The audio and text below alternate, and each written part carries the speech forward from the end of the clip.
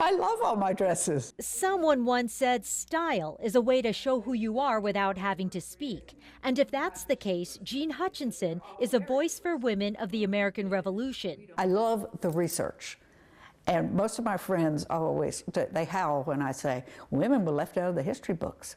So it's my job to put them back. She stays busy stitching together bits of history.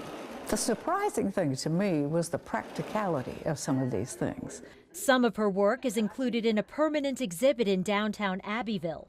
So the Voices of the Revolution exhibit is a permanent display here at the Welcome Center that features untold stories of men, women, and children across all backgrounds. So patriots, loyalists, African Americans, indigenous Cherokees, just a range of different perspectives. It was very important. That was really the goal of the exhibit, was to be able to share these stories of just regular, everyday people. Women were the backbone. The men would go off to war, and the women sort of held down the fort, so to speak. This is what a typical backcountry woman would wear to cook, clean, care for the kids, and do whatever else was needed. She's wearing a jacket that is made from linen that is reversible. She has on a chemise underneath, which is the basic undergarment.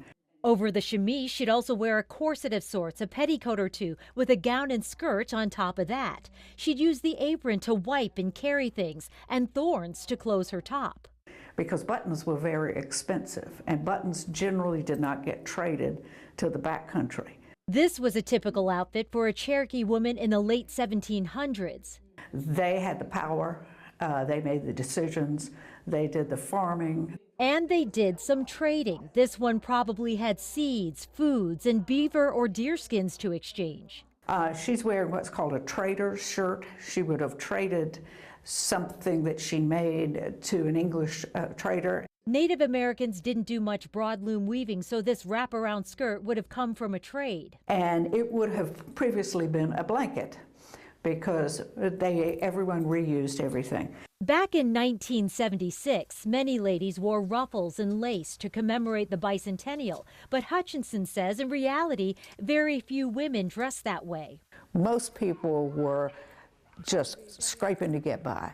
She says since the bicentennial, reenactors have refined their portrayals of the revolution, especially with the growing focus on women's studies. Just the women's studies has made us learn so much more about fashion, and then fashion, you can see so much of the culture, not just the people who look like Mary Antoinette. Hutchinson relies on portraits and written descriptions and 18th century techniques to accurately create the period clothing. She spins, hand weaves and sews, and uses natural dyes. I tell people if I had children during the Revolutionary War, they'd probably be naked because it'd take me so long to make stuff. She says it's taken long enough for people to recognize what happened on the home front, so she's reshaping history by showing people how to dress for a revolution. In Abbeville, Myra Ruiz, Fox Carolina News.